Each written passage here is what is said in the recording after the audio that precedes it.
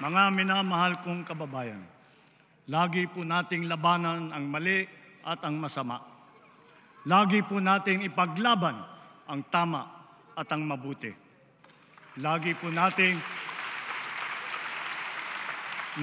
nating mahalin ang Pilipinas. Lagi po nating mahalin ang Pilipino. Mabuhay po kayo at mabuhay ang bagong Pilipinas. Maraming salamat po.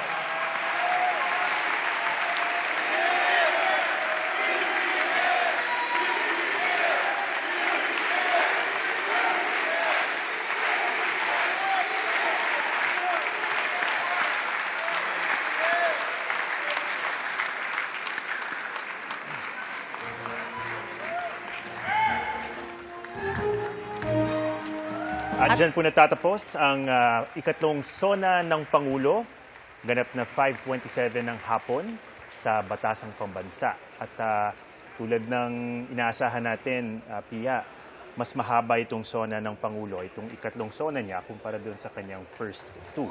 At marami siyang mga topics na pinag-usapan. But he saved the best for last. That he did. At ito marahil ang sorpresa na sinasabi ni Congressman Sandro Marcos dahil sa kanyang pagtatapos ng kanyang State of the Nation address. On the part of the Senate, the joint session is hereby adjourned. On the part of the House of Representatives, the joint session is adjourned.